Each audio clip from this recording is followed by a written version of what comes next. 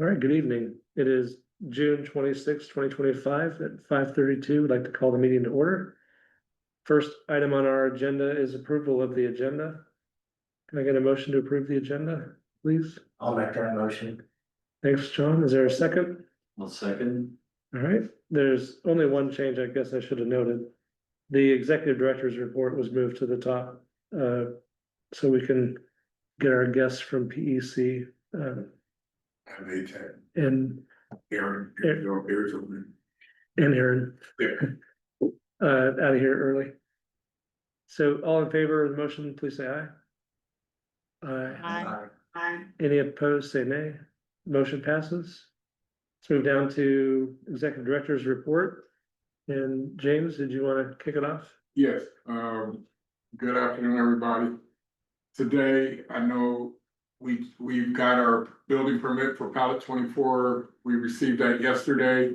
Prior to that, I wanted the engineer and our contractor to come to the board meeting and kind of go over the process that we've been experiencing with the city and obtaining the special use permit and the building permit, and to kind of bring everybody up to date, because I know I've been answering those questions and I've been repeating what I've been told.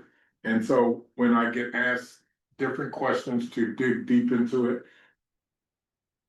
I don't have the specifics. I can have a general idea of what happened, but what better way to explain it than have the people that dealt with it directly online, and that would be Jason Fundus from PEC, and they are our engineer. We contracted engineers, and then we recently, I think within the last month or so, we hired Aaron, or we contracted a contractor, which is Aaron Thacker from ATEC, and he's on, and Aaron will talk about the process and also what to expect in the next month or so about construction and possible completion. And then at the end of that, Jason can talk about, and both of them can talk about next steps, the next part of our process, which is the internal or interior renovations. All right. So Jason, you want to start us off?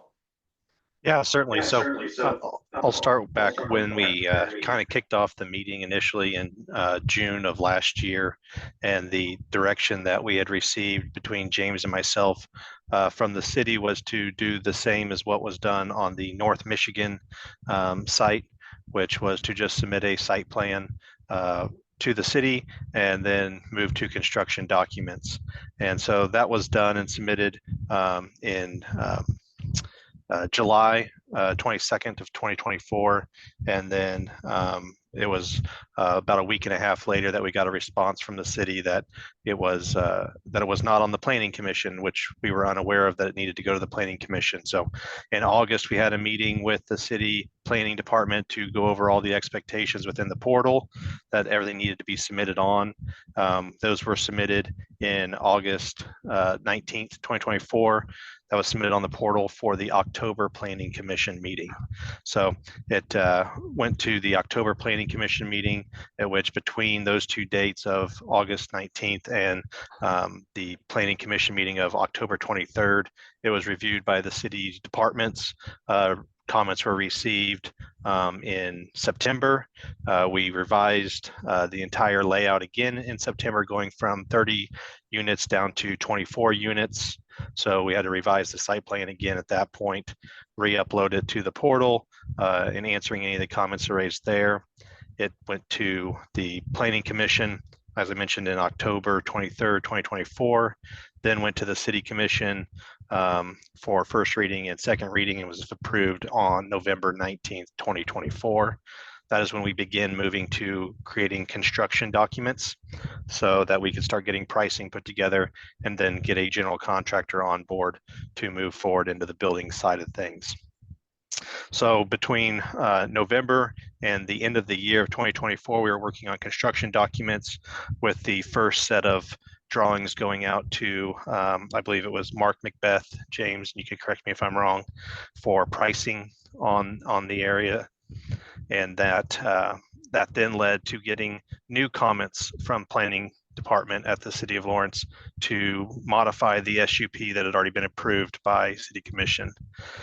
So those comments were received January 9th. We sent an update with the new SUP comments addressed on January 14th. It was resent to the planning on February 27th, at which we then met with the planning group and the building inspection group at the City of Lawrence on February 27th.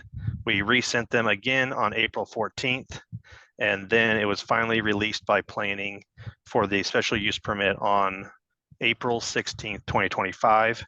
And we did not receive it from planning until April 29th, 2025, at which time we turned that around and submitted building permits that on May 16th. Then May 30th, we did receive comments back from the city planning group. We resubmitted with all the additional items that they requested, which majority of the comments was about the shelters themselves and them being pre-manufactured. We had that conversation multiple times with the building inspectors and those reviewing it on the permit side for the city. And we resubmitted everything June 20th. And then as James mentioned, we received the building permit Tuesday, June 24th. So it has been a long drawn out process of back and forth between us and the city. But we have got there with the building permit now to move forward. Jason, when you were talking in January, in the midst of that process, the city came back with requests for other modifications. What type of items were cited in January? They were the items that were cited was that additional notations for erosion control and stormwater runoff to just add notes to the plans, which was a simple thing.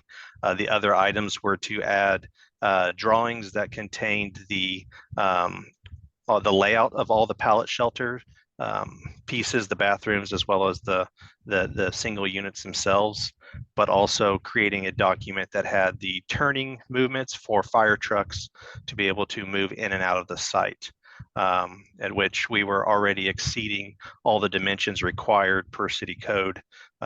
But they wanted the diagrams as well to show that fire trucks could get in and out. So that's what was provided from the additional documentation that we received in January. And as I mentioned, we turned those around. The comments were received January 9th, and we returned that back to them January 14th.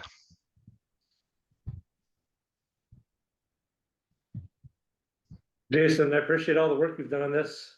It has been a really long process. It was great news on Tuesday to see that. It was in the middle of our executive committee meeting that we got the notification, so. Yes. Yeah, and then I'll speak just briefly on the interior remodel portion.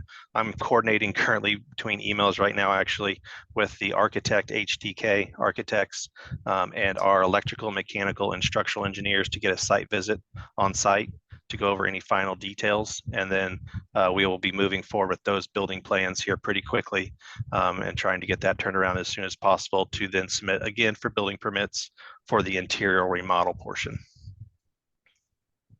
Now, so that's going to be a building permit factor. There's no site plan associated with that at all? No, Okay. no, we do not have to go through city planning with that at all. It'll just go to the building inspection team and the permitting team to check for the building permit. So fire will be on there again to review. There'll be fire inspections with that one, as well as additional mechanical, electrical inspections, as well as structural inspections.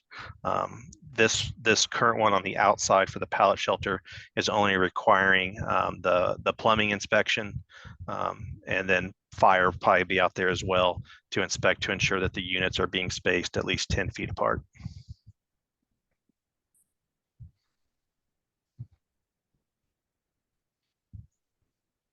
Anyone have any other questions? I guess so we're operating under a special use permit, is that correct? Correct. What's our zoning status, I guess is what I was wondering, and did that contribute to the delays in this process at all? No, the zoning didn't have anything to affect with it. Everything is zoned correctly for all these items. I am not a planner, so I may speak on some of these items, but my understanding is the zoning did not have any effect of it. The larger issue was when PEC helped the city of Lawrence previously on the North Michigan. It did not have to go through planning. It did not have to go through building permits whatsoever. And that was the impression we were under again with this project.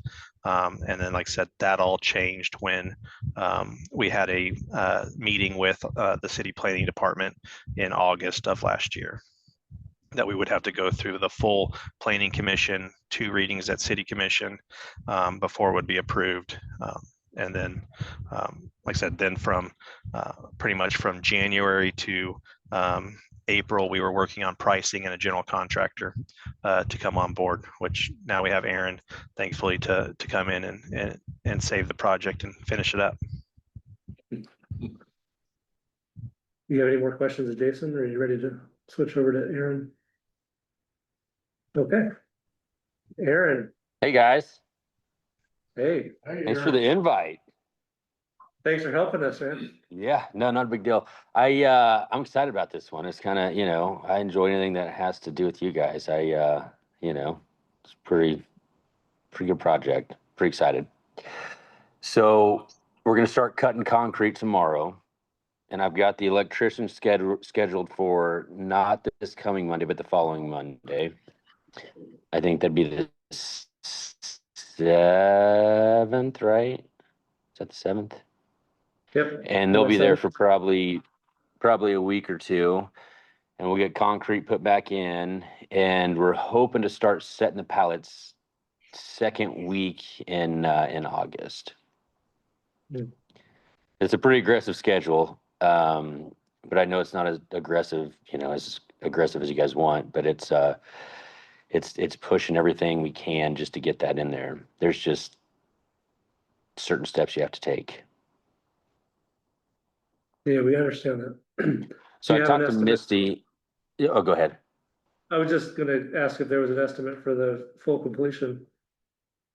I would hope by the end of August, as long as the pallets go together pretty quick. It shouldn't take too long. And I was talking to Misty to see if they could kind of push the closing of the camps back just a little bit. And she didn't seem like that was too big of a deal. Just maybe not on paper, I guess, but Yeah. Now we have all of the infrastructure, right? We've got the pallets, we've got the restroom facilities. Yeah. And I ordered the city has the pallets in storage. The restroom facilities are constructed and paid for. They're just waiting for us to ship. Aaron, that's the next step that I'm gonna work on, is getting that scheduled to ship. The restrooms can come so they can get a site, get them, because we haven't seen them physically. We have it all on paper. But Aaron wants them to come closer to around the first week in August, so they can start to have more on-site information. And you can explain that, Aaron. Yeah, and we ordered the switchgear way before we had the permit, so it should be here I think it said July 11th is when it shipped. So, and we ordered it back in May, so it's that's been ordered. It's coming. So that was one thing that was going to take a while. And then Evergy, they kind of put the project on hold for a little bit because they didn't know when it was going to start. And I got them out there. Oh, when was it? It was back in May, and so they have the transformer now. Everything's ready to go. So we shouldn't be waiting on anything. No materials. I mean, everything's ready to go. That's great. And so with that process, the people from pallet come out, construct the pallets, and they set them in place. And then we have to anchor them down. Yep. There was, do you want to speak about the concrete removal and maybe the places where the reason why the restrooms were positioned where they are, and the 3% grade, and what we're looking at with, Yeah. we want to cut the concrete, do we want to run trenches, or cut all the concrete? And there was a reason why the decision was made the way you decided to do it. Oh, yeah, it could have moved a lot faster, but we have to cut out a massive chunk of concrete because of the grade. And Jason could kind of talk more about that, but it's just for ADA reasons, but so that's what's going to take the longest. If we could just slap them down, cut some trenches, and throw some utilities to them, it'd move a lot faster. But it just doesn't happen that way. Yeah, that was one of the requirements from the city of Lawrence, is to ensure that we had a accessible pathway, so a 2% pathway from a handful of the shelters to the bathrooms itself. We could move the bathrooms, but then we're a long ways away from any utilities. So the tie-in for the sewers and the water were back at the back end of the parking lot. And so to move them would mean that we'd have to run longer sewers and water. And then the grade, if you sit in that parking lot, you see it goes down. And that grade is too steep for ADA. So Aaron figured out a way, and I think Jason said it was okay. I think the construction, our city said it was okay to take out part of that. Instead of taking it all out, they're gonna move where they're gonna cut the concrete back a little further to accommodate for that slope. So that should work. that's pretty good. Yeah. So when's do you guys meet once a month? Yes, sir. Okay, so this time next month it's gonna be pretty exciting. We'll have a lot more, a lot better news. I mean, this was great because we have the permit, but by then we'll have a lot better update. Hopefully we can beat that deadline we're talking about, but we're giving it our all, and we're trying. We were gonna cut no matter what, with or without the permit. I already talked to the guys, and I explained that to James. He said, "Oh, you do what you got to do, man." So we'll get it done. Well, we really appreciate your work on this. Yeah, no problem. We're excited, and like I said, there's we'll get it knocked out quick. We'll do everything we can. Anybody else have anything to say or ask? All right, Jason, Aaron, thanks you both for your time tonight. Thank you. Thanks for the invite. We'll see you guys. Thanks, everybody. Yep. Bye-bye.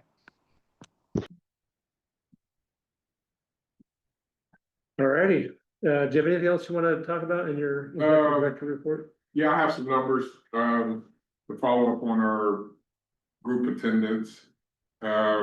During this month, since the last, board meeting, we have 16 individuals that were housed. We've had, and I think this is 2 months, we have 335 class services for the last 2 months, which includes 62 unique guests. That on an average, each guest attended at least 5 classes during the month, or at least 1 a week. We have an average class size of 14.5. We do have classes scheduled for the majority of the week, but we have some community partners that cancel the groups. And so we don't have a lot of backup schedules, so we try to fill in with the available staff that we have to do the groups. So the group might be a specialty group from whatever community partner is, but when they do not come, we do some different types of groups like budgeting or hygiene or how to deal with conflict or something like that, that a DSA or one of our case managers can facilitate. And we're continually working to get more community partners in to do different types of groups. We got a reference about a person that wants to donate their time to do a creative writing group. And so we'll be meeting with them to kind of see what they're suggesting their classes will be like. And we might do that maybe once a month or something like that. But we're always getting new leads on people that want to bring services in. In Night by Night, we had 32 guests stay at least 30 plus nights since May the 22nd. That's the last board meeting. In 90-day program, we had 27 guests that have stayed for 30 days or longer. At the Village, we've had 46 guests that have stayed 30 days or longer. Our current average bed nights for June, the total including Myrna is 153. Night by Night, we had 77 unique individuals in the month. The 90-day, we had 29 unique individuals in the village. There's 43 unique individuals. And I just wanted to. James, if you go back to the June number, you said 153 153 bed nights. bed nights, Yeah, and that includes the village, yeah, well, yeah, so that's everything total, Yeah. right? Now, at one point, we had the weekly counts mhm. posted, and we may still be doing that. I just haven't gotten around getting access. to Okay, the I'm new gonna, drive. did you try those links? So are those currently on the new drive? Yeah, everything that I have should be posted in Okay. in those drives. So as soon as I get access to that, I'll be Yeah. up to date. Maybe we can get that figured out tonight. After the meeting. Yeah. Well, All right. that's all I have. Can you said, if I caught that right, 16 people have been housed since the last board meeting? Mhm. Can you tell us what that count looks like for the, like year to date? Not with the data that I brought with me. Okay. I can get that. Is 16 in a month, significant? Like, it seems to me that was a pretty large number. but- It is, Okay. and so there's all kind of metrics from exits from the shelter. There are exits, and so Kim wanted to have more positive metrics. So these are people that are receiving rental assistance. So if somebody exits to, a facility or something like that, we're not counting that as a being house. Mhm. And so they wanted to do metrics that people have rental or they're living with someone that they're actually housed, so that's the breakdown. I'm curious how we're, getting the message out to the public about that sort of success, because it feels to me like, We're posting on our website. okay, so when I go to the website, I see a splash screen that is a letter from you. Either that or Facebook. I know we just posted our case management numbers recently, and that would have been some of those successes. It'd be great to see something in the, news media, Well, if we're working on that. possible. We're working on that. Just it feels like, that's a whole different story than the public's probably heard. Christine, I see you have your hand raised. Did you want to ask a question or say something? Yes, I did. Thank you, Charlie. I wanted to kind of understand what metrics, if any, were being used for those who are guests staying for more than 30 days. Is there a kind of an assessment you are taking inventory or something that kind of talks and tells a story of why that long stay or what that stay looks like for folks for looking for housing? Or what I'm looking for specifically is there like an intake or assessment that has been being done on each client to say the reasons or state some of the barriers, because 30 days is a lengthy stay, but I understand that maybe folks staying a little bit longer. So I would like to know if you're taking any inventory on some of those barriers to accessing housing. Those barriers are taken, but they're done individually by each individual person. I don't think we've compiled them to do a collective or a report like that, but I know just this week, Kim sent out a different spreadsheet to our case managers to kind of collect that information. And it's gonna be tracking what the goals are, and we might even have something like why those goals weren't reached or what was done to extend those goals or things like that. So we're putting some of that together. But individually, we're talking about our 90-day program, and it's 90 days. So 30 days, they were just given an ideal of what the length of stay was in the time. This was not about the reasons they're staying, but that can be done individually, and we could start to pick out some of the metrics that are collective view of everybody, so we can get those numbers. To kind of talk about it, but when you do something like that, there's different reasons for everybody. And so what we will do is we can probably list every reason Yeah. for everybody, but we would look at that data and see how to best present that data. Yeah, and I'm sorry, I meant to say 90 days. And so thank you. 30 days is a month, and that's not a real long time. But yeah, I'm really curious to understand the metrics by which we're taking inventory of how difficult or not it is to get housing. What are the clients saying that are the instances where there may be cases by it might be easier, or rental or landlords or any of the inventory we're taking that is like, this is the best route, or this is the best organization, or these people seem to be the most helpful, if they're rental units or any other apartments that are you're finding to be more accessible or more apt, or like a good space for folks who are transitioning out of as guests and into permanent housing.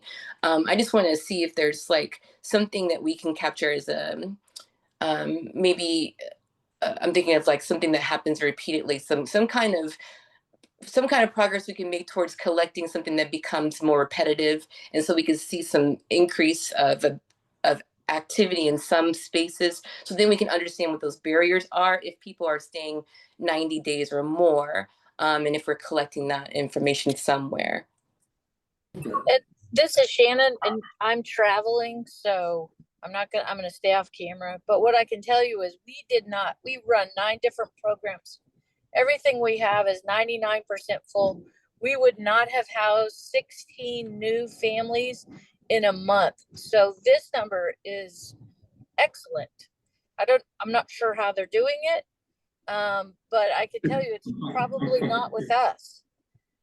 Because we don't have anything available. So it's outside of what the housing authority's putting together. And I'll get the specific matrix that we use. I don't think all of them are rental by guest or client. But it's when somebody goes to a permanent housing situation that I believe we wanted to keep out of there, going to institutions or things like that. Nursing facility might still be there or things like that, but it's not gonna be people going to treatment facilities or anything like that. It'll be permanent housing. If you're familiar with HMIS, there are a lot of exit destinations that for unhoused population, being housed or is meaning that you're not homeless anymore. So there are a lot of different situations, and some people don't believe a successful housing option is somebody going back to live with a family, but it is. That's a perfectly normal place for people to live, and so we collect some of that data. And I can get the matrix we use to get these numbers. Specifically, by next board meeting, I'll have some of that data you wanted on what are some of the barriers. And I'll have it outlined. Good, thank you. Correct. Shannon, thanks for adding your comments. I appreciate that. It did strike me that was a pretty big number, and I think, worth trying to bring attention to it if we can. So I've got some questions that I'd like to kind of route back to Hal. Okay. And I don't know if this is the right time to do Sure. it, but it seems like we've been talking about it. And it's some of what Karen provided information on that I didn't have a good understanding. How are we covering these expenses? Where, what's our source of funding on that? And then where are we in our projected budgeting with this, with the project? Have we seen expenses come in greater than expected? Do we actually have bids on all of the electrical and the plumbing and things of that nature? How is our bucket of money looking when it comes to this? Looks good. Okay. I can tell you that we were, the funding was given to us in an amended, what was it called? Amended addendum. And so we got $756,000 for the pilot project, which included a lot of And things. we received that money? Yes. Yep, that was end of last year. Okay. Yes, and so that's a great question. So we do have the money, and we're purchasing the things that we need to purchase as we go. The bulk of that money is gonna go to the contractor, which is Aaron. So Aaron has, when I was meeting with Aaron to contract him, I told him, I said, here's the plans of what we needed. Here's how much money we have. What basically, what would this get us? Aaron said he looked at it, he said, I'll get back with you, and he said he could do it for one price, he could do everything for one price. And so we settled on the price, and that's within our budget for the money we received. So so when we started this process over a year ago, we had prices that were put together based on what it costs to do pallet on Michigan. In a year's time, a lot of things change in a year's time, and so prices never stay stagnant, they kind of went up. And so we started seeing that when we were talking with our first contractor who had done some work at the village, and done some work for Misty and just doing different things. And we started looking at those prices after we got the special use permit. Now it was time to find a contractor, so I was meeting with him. He said those prices, he couldn't do it for those prices. And so he was in the process of looking at and rebidding and repricing that. And I knew we had to find a way to make this happen. So Charlie gave me a lead on Aaron, and I talked to him and I said, this is what we have, what can you do? And Aaron said he has a company, he wants to help us, and he'll do it for this price, and we don't have to worry about it. So I said, no, I need to give you a contract, I need a price, because we have the money to pay you, and I want to know what it is. And so he gave me a price, we agreed on it, we're just waiting to get an invoice for all the things that happened. So that's how we're able to not worry about the cost overruns or what it's gonna be, because our contractor is gonna be generous and do that. So we still have the money that we said, we're under budget, we're on budget for that. We can't say I'm under or over, but we're on budget for that. We've paid PEC part of their money. 66,000. Yeah, and so we still have money for them to finish up their contract. And then we'll start looking at what it's gonna take to do the inside. The money for the inside is still going to be, is it carrot money or it's? I think it might be carrot money, that. CDBG. Excuse me? CDBG. CDBG money, Thanks, Misty. thank you, but we're gonna have to move fast. So the whole plan was we would do the outside because the population that we're serving on the outside is currently using the warehouse, and we can't do them simultaneously because we still need a place for people to sleep. So we were waiting to do the inside once we got that going, and since everything's pushed back, we're looking at coming in and having architects come in and finalize that. Drawings have been done. I picked the things we want to do, and now they're gonna come up with the price to do that, or what it's gonna take to do it, and Eric's gonna give us a price. We want to start working on the things that won't interrupt people being able to sleep night by night. And so we can start working on the restrooms, because we have other restrooms in the building, we might not have enough, but it won't stop people from sleeping there at night. So we can do that, because in the climate that we're in, we don't know how solvent those funds are right now, and we might lose access to them. And so that's what we're gonna start doing. That's one of the next steps that we're working on. And our work with PEC is not just pallet, but it's also the interior. Yeah. Okay. All right, anything else for your report? No, I'm good. All right, anybody have any other questions for James? So what's the current capacity for our 90-day program? Right now, we're at, I think it's either 35 or 40. I think it's 40. And we haven't started a 30-day No, program. the space for our 30-day program is now being occupied by night by night. Right. So it's almost like a domino effect. Once we do one, we start populating that one, then we can get the other one set up for 30-day remodel. So we have a space in there that's conducive for that. And then we can start our 30 days. What's our current capacity? Not part and parcel of the pallets going up. What's our current night by night capacity? The residual of that 40 hour, it ebbs and flows on how many people we have in 90 days, because we can do up to 125 people. That includes Monarch. So So we're still operating right now until we get the pallets up and going. We're still operating with a limit of 125 Right. between everything internally and Monarch. the additional 48 beds only includes outside. And what's going on right now with the Monarch? We're doing medical respite in Monarch. How many are operational?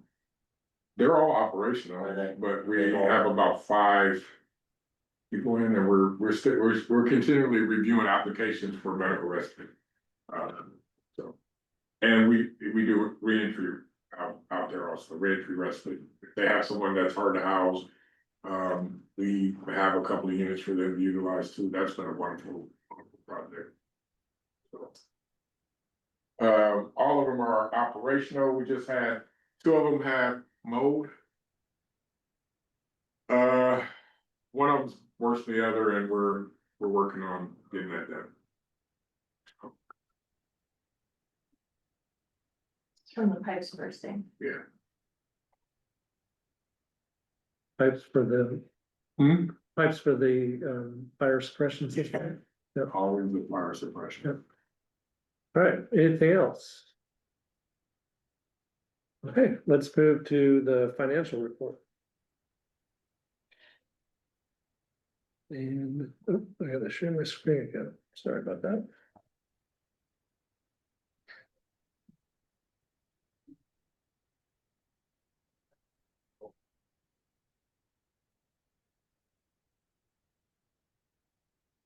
Okay, finance report. What would you like me to look at first? Or did I put the wrong sheet? I got the agenda, but you wanna look at one of these? You wanna look at May? You wanna start from the beginning? Yeah. I would suggest not starting from the beginning. I'll just start and say I'm qualifying them as drafts still because this has been such a project to do on my own. Getting historical stuff in, and so I abandoned getting 2023 and just, I'm focusing on getting 2024 and all of 2025 information, that I know of and am aware of is in zero and are represented on these reports. And in my accounting ways, make sure that these are reasonable numbers. So the balance sheet are statements of assets, liabilities, and net assets. This is probably gonna be the one that changes the most, when I finalize them, which I hope to have done within the next week, which it's so ready. Yeah. So anyway, one of the questions that, Chuck had, and he kind of alluded to it earlier, was that I have a construction in progress account on this balance sheet. And this is representative of the payments that we've made on the Pallet 24 project. Because that's ultimately a capital project, it's gonna live on the balance sheet. So and since we don't have an in-service date yet, it's not, we're not using it. It can't be in the fixed asset section, so it's appropriate to have it in its own line. Makes it easy for me to track and also reconcile to all of our expenses. I am tracking those expenses separately in a spreadsheet. I think maybe eventually I'll create a project in zero, so that can also be identified rather easily on there, rather than having it exclusively in a spreadsheet. But one of the other bigger things that we've done in the last year is move the career development center, which wasn't external to the building, within the building. And so one of the questions that I keep getting surrounds valuation of the building. The number that's on this balance sheet is the original purchase price of the building plus any capital improvements. That's best practice. The only time we would want to seek any kind of reappraisal and adjust this number on the building is if we need to finance or refinance, if we want to do it for insurance purposes. If for some reason we wanted to reflect the fair market value on our donor materials, or if we were asked by auditors or federal fiscal monitors, or if we were interested in a potential property sale or, how we use this property. GAAP guides us to use the book value for financial statement purposes unless there's been an impairment. Like if our property has lost value in a permanent way, I don't believe that to be true. But if you all feel that we need additional guidance on that, I think our auditors at Cummins, Coffin and Schmidtman could provide that guidance to us. That's really, the other new thing on our balance sheet is 401k payable. So, because now we're on accrual basis, we're gonna have more of these timing things that actually need to be reflected on balance sheet, but otherwise, everything else looks pretty similar to how it did. We didn't have union dues payable previously, like we did have the account, but you didn't see it previously because we would pay it usually right away. Or there was a journal entry that would offset it, so because we were on a modified cash basis. So those are the biggest changes on these new financial statements. Does anybody have any questions on the statements of assets, liabilities and net assets? And this is just gonna be a dumb question on my part, so, you know.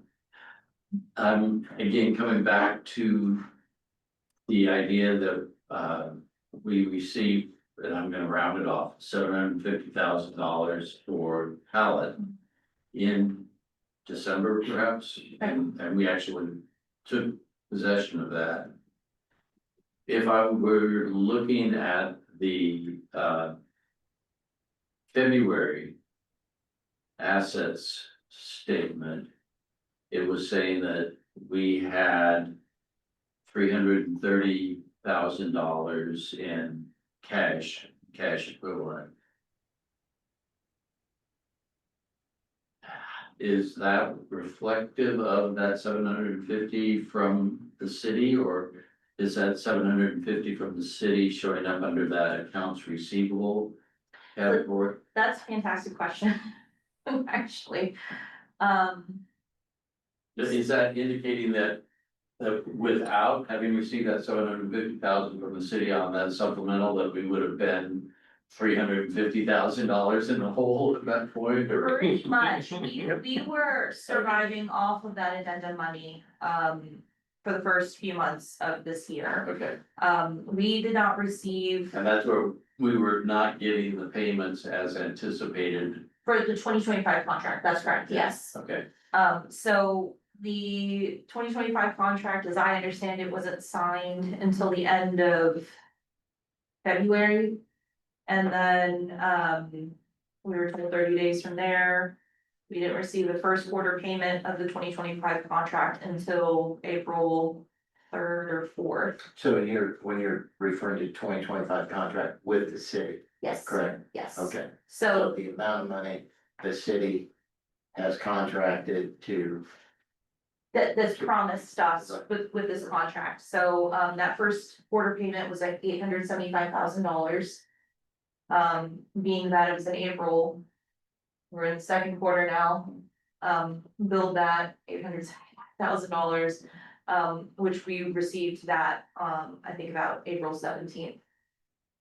So yes, in February, March, that 350,000 that you see, in the cash count on our assets, that is the 756,000 that we received for the addendum money, that we were using, to continue operations. I mean, that's really basically. And I just want to add that I did ask James to go ahead and do that because of it was our fault that the contract was delayed. We just had a heck of a time getting it on an agenda, and even though we did our part really early in the year, it took a long time. And then there was also like a weather event too that canceled a meeting. That Didn't help, did it? didn't help either, so yeah, Yeah, there's some bureaucratic delays there. Misty, thanks for your efforts to make that happen for us. I know it Yeah. was pretty touch and go. We were all a little worried there for a few Yeah. days. Yes, Well, I'm just, looking forward to the next cycle, and if we have a similar type of a delay, we're gonna be in a little more of a pinch point at that. Well, yes, just keep in mind though, so we were in a similar situation a year ago, then it kind of. We resolved it and then we got kind of close this year, but when the issue happened a year ago. The board authorized James to enter into a line of credit with our bank. Now, that took about a year to get done, but we now have that line of credit. So I think there's a little more flexibility if we have a problem again with timing. And really, it's just a timing issue. right. Um, And I will also qualify that too, by saying, you won't see the line of credit on our balance sheet because we're not using it. So we have it available to us, it's neither an asset or a liability right now, so we don't owe anything. So yes, we do have a little bit of security for timing purposes, it's enough to cover a payroll. yeah. Yeah, remind me, what Yeah, we we- established that, was that 150, 200? $150,000 is the line of credit. Yeah. We initially, I think we authorized up to 500, but only way to get that level was if the city would subordinate. subordinate, is that the right word? I think- Subordinate their lien on the property. And we weren't getting any indication from the city they're willing to do that. So then the bank offered to do it without that, but it had to be a lower amount. And so our executive board can have access to a bank account. The insured cash sweep investment account information is available on banking website as well as the line of credit. And also, I forgot to highlight this too on our balance sheet, but the insured cash sweep is relatively new. We've been talking about that, but we don't have, at the end of the day, every day, our operating account and direct assistance accounts go to zero. We don't have a peg in there. And we opted for all of our money to be insured in the cash sweep, which is a great benefit to us because that earns us interest. And we'll talk about that next. But yeah, so seeing our operating account with a negative value is not a bad thing. It's outstanding checks that we've written this year that haven't cleared, but they're sitting there or in the accounts payable line, but otherwise everything is in the insured cash. We are positive. It's not like we're in the red, we're completely in the black, so. Yeah, thanks for explaining that. I know it can be a little easy to And misunderstand. Karen, I appreciate the details on the responses that you provided to my questions. I thought those were all spot on. So I appreciate it. You're welcome, thank you. I'll be sure to touch on some of your other questions too. You did, okay, so we talked about that one, about the addendum money and then the billing from the city. Okay, so now let's talk about our statements of revenues and expenditures. Do you want to look at this one or? Yeah, me is fine. Excuse me. So in terms of income performance, we're on track with our city and county contracts now. We are even, all our billings are back. I did wanna point out that for our county contract, we bill a month behind. So once services are rendered, then billing goes out. So when we look at the income statement and you see that oh, this is gonna be on the budget actuals, so I'm jumping ahead, but.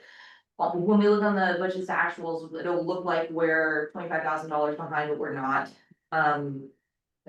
It's the timing thing, but then also how it gets filled.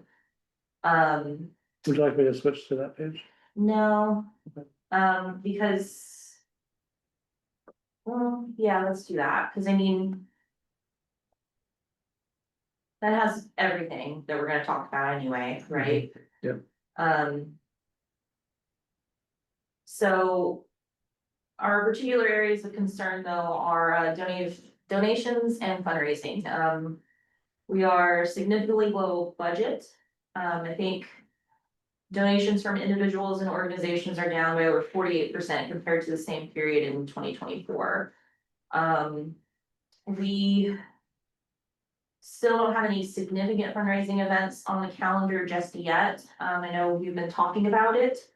But these financial statements are reflective of being $30,000 behind, in terms of fundraising events. I will say that today we did get a small check from the, silent auction. For the community I auctions. don't think we've ever discussed what our silent auction is. Yeah, I don't think we I think highlighted, but we we- plan to. Mentioned it, but, No, I don't think so. no, No, I don't think so.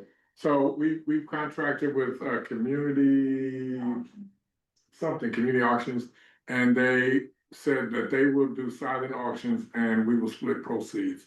So if you were to go to IHOP or maybe the True Hotel or just different places around town, they tell us where to go. We go set up a table that has autographed pictures and we have samples of them. And so people bid on them. And some of the starting bids are like $200. And people are actually bidding for like signed photos of Mahomes and Kelsey. I don't know why anybody would want that, but they're signed. And then Jayhawks, and there's even Johnny Cash and just different things. And they're in places and people bid on them and they're splitting the proceeds. We just got a check for $500. It's been less than a month that we started this, so we're starting to enter these types of fundraising and fund generating type of things. So that's what, I don't think we've talked about that. We plan to highlight that in a post on Facebook soon. So. Foundation giving is also well below projections. I think about less than 6% of the annual target received so far. I think part of that is seasonality, also, current climate. People can't really afford to give, we're feeling the pinch. Everyone's feeling the pinch.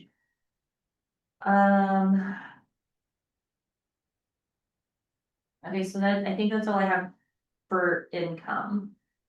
I think we're sorely aware of where we're at there. Expenditure wise. Our year-to-date operating expenses total about 1.62 million. It's up from 1.14 million in 2024, which is about a 43% increase. That's in line with program scale up, about 43%. So payroll and benefits is 1.24 million right now. Budgeted full-time equivalents is 55.96 people. And for May, the full-time equivalent count was 45.51. Where do you want me to show on the screen? Go down to personnel.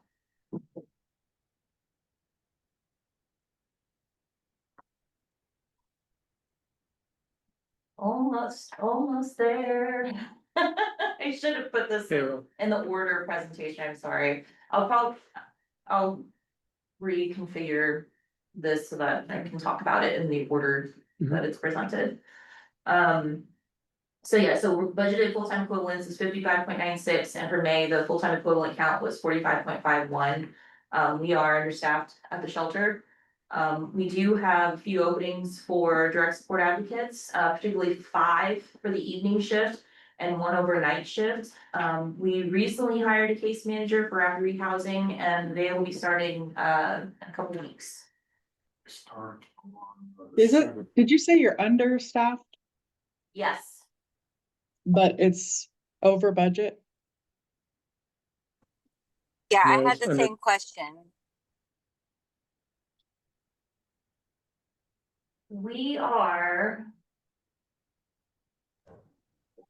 January through May, we are under budget. So if you see where Charlie had his cursor, yeah, now he's highlighted it. We are under budget, 138,000 in salaries and wages, That's year to date. year to date, But I think what Misty's asking about is the budget amount for May. for May, yeah. We're over by 72. But then we're down. Yeah. Can you explain that?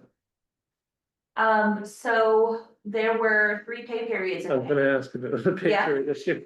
3 pay periods. So your budget, you did divide it by 12 Yeah. instead of, Yeah. yeah. Yep, That's just the- there's things where I'm looking at Zero and how it's presenting its reports, and as we all talked about how these get presented, how we need to flesh out seasonality, that's something that I'll be paying more attention to, and I'm fully in 2026 budget mode. So that's just one of those things. It does look like we are over budget by 72,000, but we did have those 3 pay periods. In Zero, are you able to like allocate the month to month budget? Yes, Okay, so you yes, can, but are really nice, so. yeah. We do ours, we do try to anticipate when we'll receive different payments and then when our expenses will go up and down, Yes, so. yes, so, I really plan to utilize Zero's reporting features, to help me with that, and also AI. Help project out more accurately, the ebbs and flows during the year. Mhm. Okay. The next thing, Let me ask this question. So we're under budget by 138,000. You were saying that you're down some positions. When you factor those positions, have you forecasted out? Are we still going to be on budget, under budget, over budget? Because the donation dollars are making me concerned about how, what are we going to be able to pay for this, basically? well, Charlie, if you wanted to go down to the next page. Yeah, oh wait, you were there, net profit. Yep, On the year, we are 59,000 under budget, year to date, year to date, In total. in total, right? But income and expenses. Chuck, you had kind of projected that from the data we were looking at, what the end of year was gonna look like. I mean, I recall you threw out a number. 168 or only 6, yeah, I think I included that in, which I think is what Cam was trying to get to is, yeah, do we have a said that. projection for how short we're gonna be? Yeah, if it seemed like, if we were looking at the first 5 months, using that just as a, kind of a pro rata basis, it would be short about 186,000. Yep. And, like Karen pointed out, there are gonna be some variations in seasonality with that, but it's still going to be, in that 140, maybe 150. And yes, so James and I and, the exec team Okay, at, but hold on, I'm going to say, I was talking about revenue. right, I was talking about revenue only, only. okay, Yes, so I was not talking about what ultimately we are listing as our net income. So the modifications in expenses could accommodate that loss of revenue without it necessarily proving to be a crisis. yes. James and I took a look at the budget, with the rest of the executive team at the shelter. And, we determined that we could cut about $64,000 before we start considering staff cuts. And that's for the rest of this year. We do anticipate having a couple of fundraisers. One of the worst that I know of, but, I just know how imperative it is that we decide that we're gonna do something and get something on the calendar and roll with it. More than anything, some of the other conversations we've had around, donor development. So those are the kinds of things that need to happen. So we're looking at things optimistically. Just in what we know for this year, and what we need to make up for this year. Not even considering the $350,000 that the city was requiring us to plan for, which my interpretation of that was have the plan in place so that next year that would be the goal. But I think we wanted to also try and get that done, accomplished this year, but with such a significant shortfall, I'm not super optimistic that could be attained, unless some miracle happens.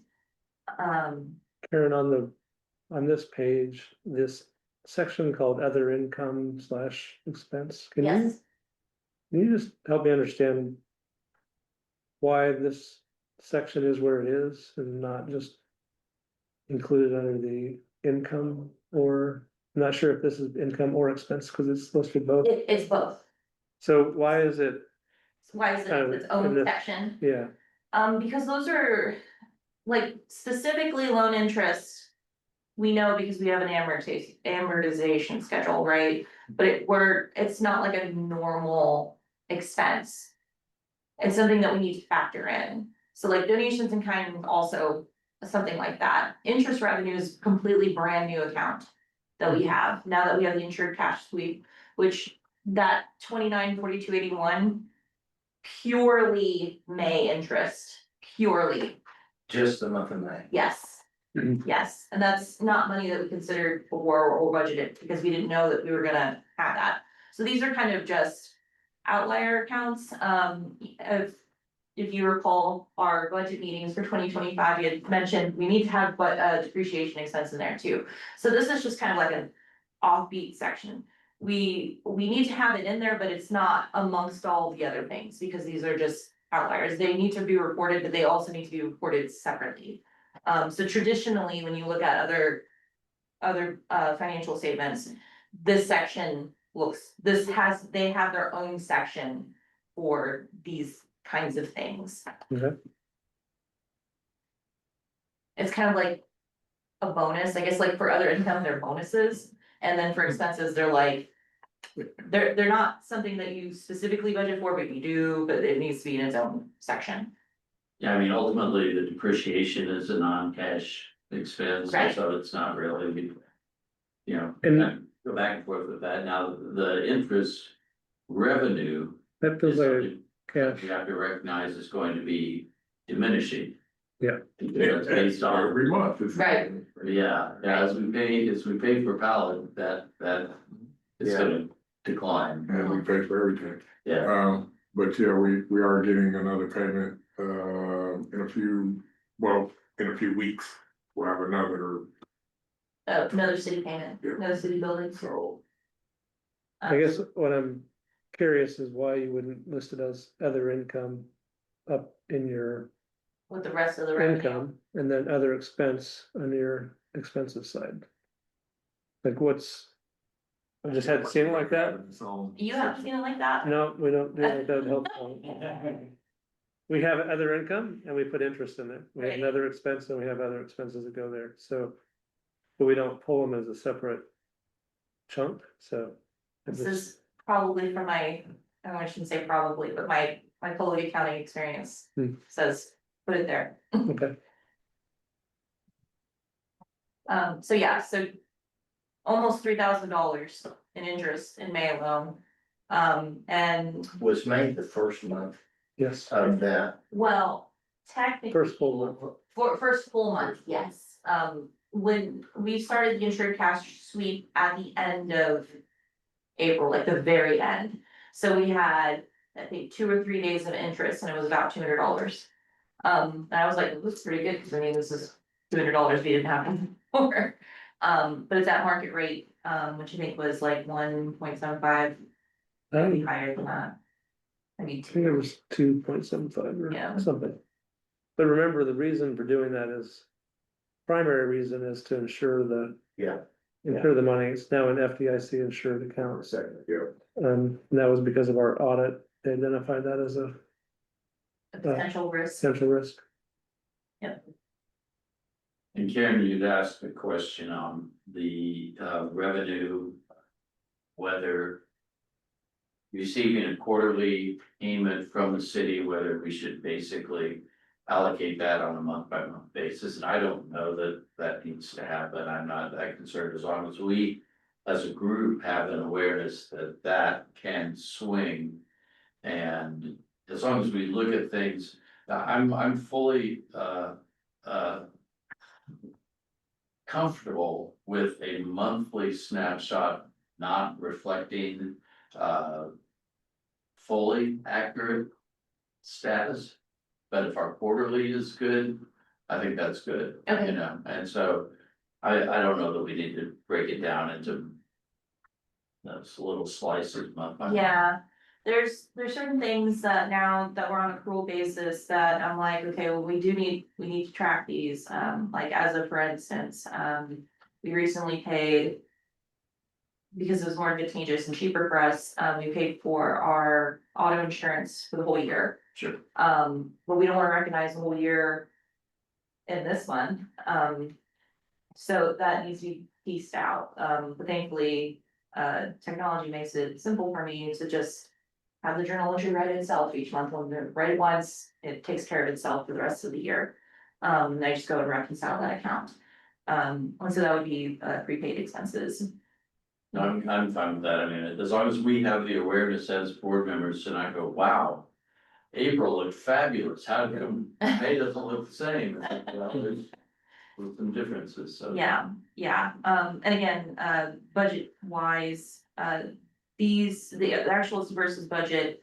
I anticipate will be a lot better next year, just because I'll be accounting for those things. Okay, now we're looking at, we receive quarter billings from the city, the monthly billings from the county. Be accounting for seasonality with the donors and,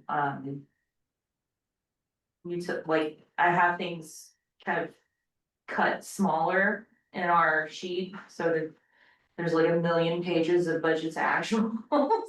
But it's also just so that we can get a better idea of where the money is going. And have a better hold of, how we're spending it, if we can cut expenses there and whatnot, we need to flesh it out differently.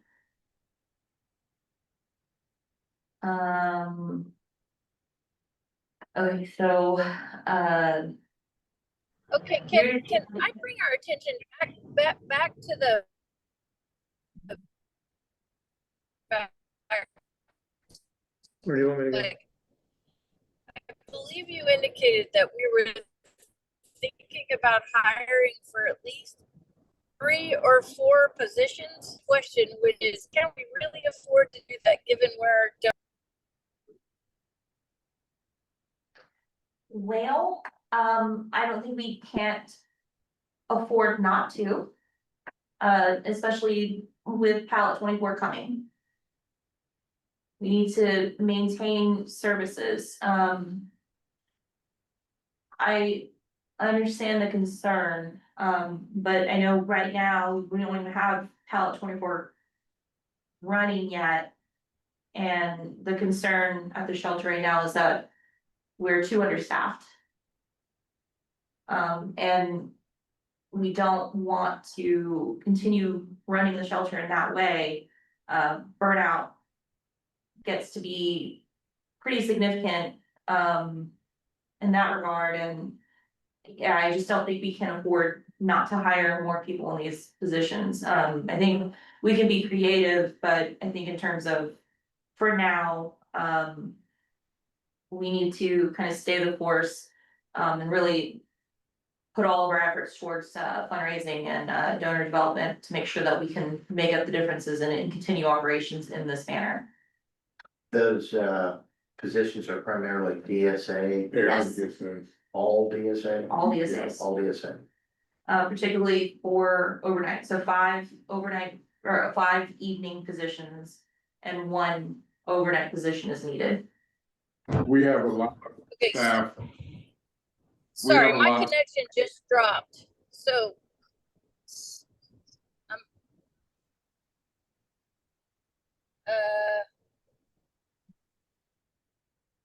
So 5 evening positions and 1 overnight position is what we're hiring for.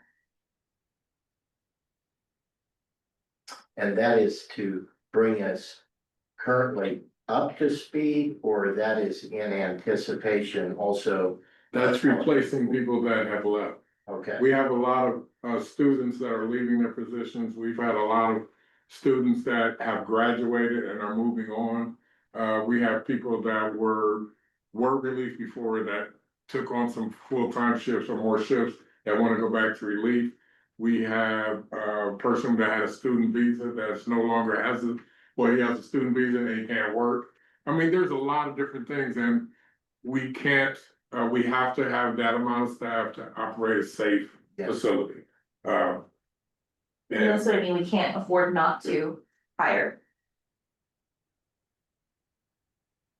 do we have off the cuff here, but do we have any kind of an idea of what the turnover rate is in the DSA position? What do you mean? Well, It's not as bad. Sorry, It's not Okay, as bad as it well- was. Oh, yeah, I realize that. Yeah. And do we have a feel for how much better it has? and just recently it got worse. So we were, and Kim says, well, we had a couple of months, we were full staff, everything was going along, and then we started having, indications where people said they wanted to leave. And so we have to fill those shifts because it's not so much that the amount of staff, it's the shifts that people are on. We're starting to do innovative things to try to cover the shifts. One of the things, the problems that we have with staffing is that when I first started, we had the amount of staff we had, but we didn't have any set patterns in the shifts that we had. So we have some people that work 30 hours, we have some people that work 20 hours, we have some people that work part-time, but they're expected to be at shifts. And so when somebody leaves to fill those shifts, now we have to move a lot of people around to get somebody full-time. And so what we started doing was trying to hire people for at least 40 hours if we could, so we could start to set a standard. We want regular shifts to be normal, so it would be easy to put somebody in those shifts that's already working. So we went through with our relief and asked, did anybody want to pick up more shifts or come on full-time and do that? So it's not just that we're hiring people, we started to look within how to fill those positions with our relief to make them full-time. So we can do it that way, somebody that's already on the book, so we would save money for that. So we're starting to do all those things. But then just recently, at the start of summer, we had at least 4 or 5 people give us indications that they're gonna be leaving. We have some people that wanna leave, and we ask them, could they wait until we find some replacements for them? So that's where we're at now, so. Shannon, you're trying to say something, please? Go ahead if you can. Maybe she's cut out again. Shannon, we can't hear you. Okay. Anybody else have anything to say? On the finance report? I think Shannon's just really trying to question the how we might address what looks like an obvious gap by not limiting ourselves to examining the non-payroll expenses. If we need to also take a look at payroll expenses.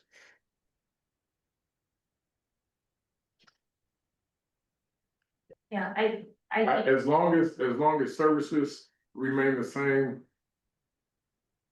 Payroll should not be considered one of the last things, because if we're not stopping some of the services we have, we need the amount of staff that we have set to do the work that we're doing. And I'm having trouble with my connection. We can hear you now. We can hear you this time. But here's the thing, I am not okay.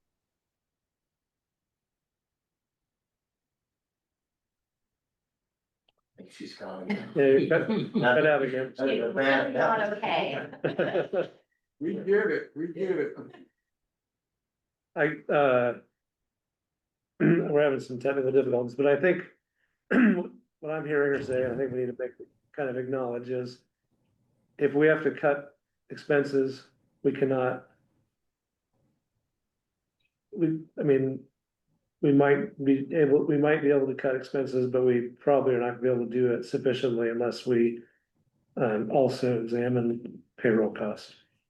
And I know Exactly. Chuck, you've made this comment too in our exec committee meetings, like it's not easy, it's not work you enjoy doing, but it might be the only way we're gonna get through this year.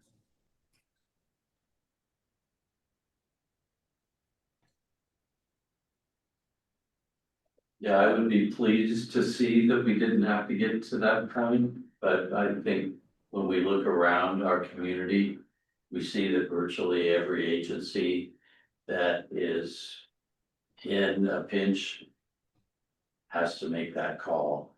Right. And I would be surprised if we were somehow immune to that Right. situation.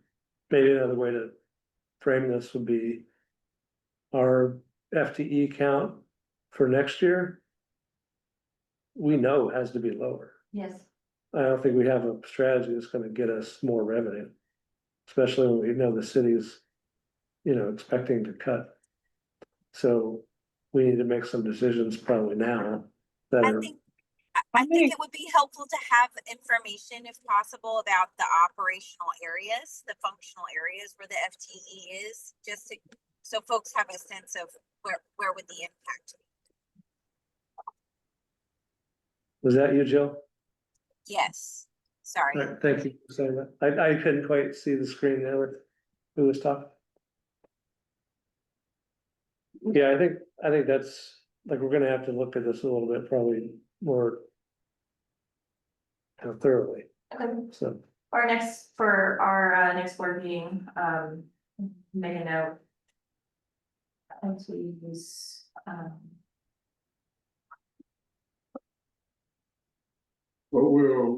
What I will do is get together with Kim, and we'll come up with the structure we have now and look at what is our absolute minimum that we need that won't sacrifice safety in the shelter, because that, I know when I first started, that was a big concern.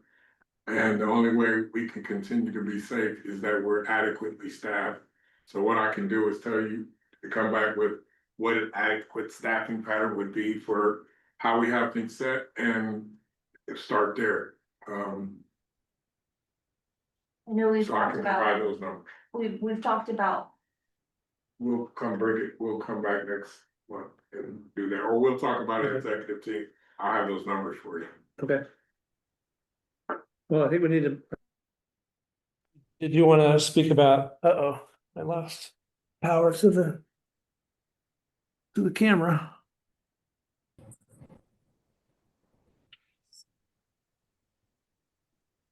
Technical difficulties again. All right.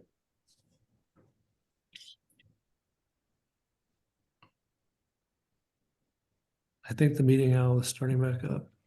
I haven't heard it say anything. Can still hear you. Well, I'm glad you can hear us. You just lost video there. I unplugged it. Shifting my feet around underneath the table.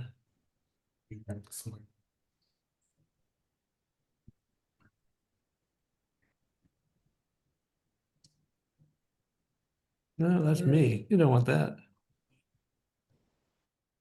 All right. Hang on a second. I have a question, like on the budget items, like for in utilities example and repairs. Why don't we have budgets on each item? I just think it'd be a little bit easier to keep everything uniform and have a budget in every item. Is there a reason that it doesn't have it? It doesn't have it because we didn't previously have subcategories like we do now. So again, this was an effort for me to say, okay, where are we spending our money most? Where do we need to budget for next year? And so ultimately, that's where it comes down to that bottom line. Cause it's adding all of the repairs and maintenance in that section. So we So- didn't have utilities broken out prior to this year? Correct. It was like there was one account catch-all for like water, electricity and gas. And then a different one, like internet was combined into computer IT. And then telephone was all on its own. So, what I'm attempting to do is just make this a lot easier to identify where we're spending. Whilst also keeping with how it was budget or presented before. So if you look at, like if you go up, Charlie, to where it compares 2024. Page 5.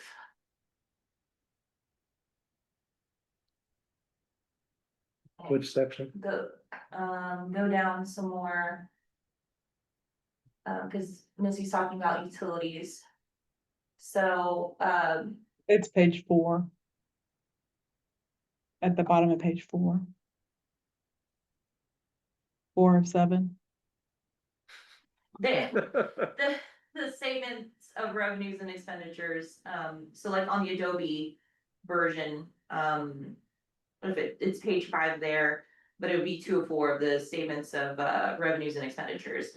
So the first column is May 2025, and the second column is May 2024. The third column is January through May 2025, and the last column, January through May 2024. So you'll see that. Did I break it out? No. Sure. Okay, so yeah, so utilities is just all bundled up in that first line in 2024. And then telephone, all on its own.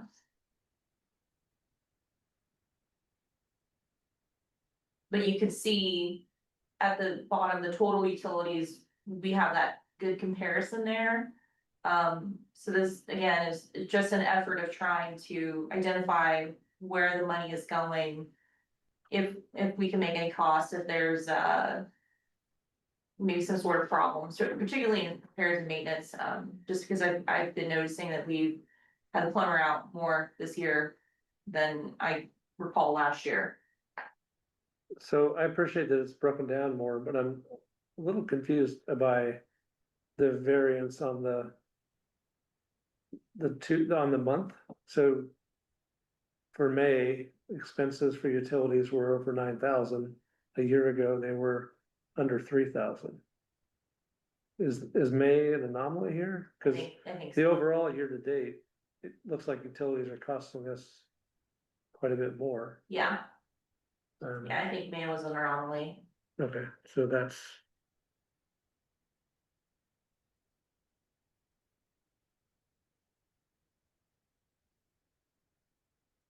Yeah, there you go. Oh, so actually the anomaly is a year ago, May of 24. That the utilities were only 2,900 is an anomaly. Looks like we were running In April, yeah. in April, the April 24 costs were 12,000, April 25 costs are 10,000.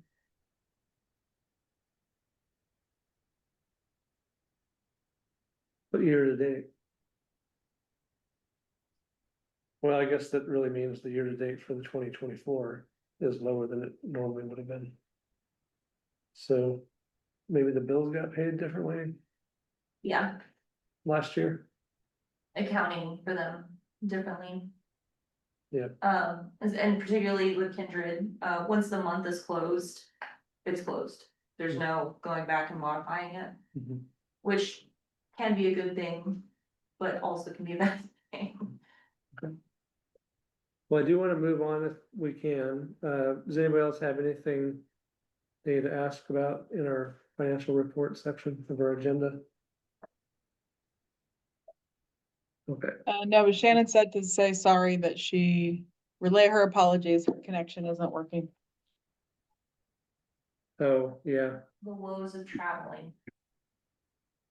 Well, I think the sentiment has been lifted in the room, so we understand, we gotta look at everything, all our expenses. Next item on our agenda is executive committee report. I think just for sake of time, I don't have a lot to say really. We have been looking at the budget issues, primarily. So is there anything, Chuck, you can think of, or Christina, that you might wanna throw in there? I do want to say that we had some guest speakers talk to us about fundraising opportunities and getting board inclusion in that, and then making some, invigorating type of pitch so we can go out and promote for fundraising based upon the survey that you shared out with all of the staff or all board. The responses back were, a little bit here and there. So I think Douglas County Community Foundation gave us a good opportunity to be parts of training so that there could be more of a invigorated board effort to do and promote for fundraising opportunities. Thanks, Christina. And I guess I would say that we had a good amount of regular communication in regards to the efforts on palette, Yep. where we're coming in on that project, so I think that's been there a lot as well. Yep. Misty, did you want to add something? Yeah, I was just curious, like, when you guys defined your roles as a board, like, is there not, a requirement or to like help with the fundraising?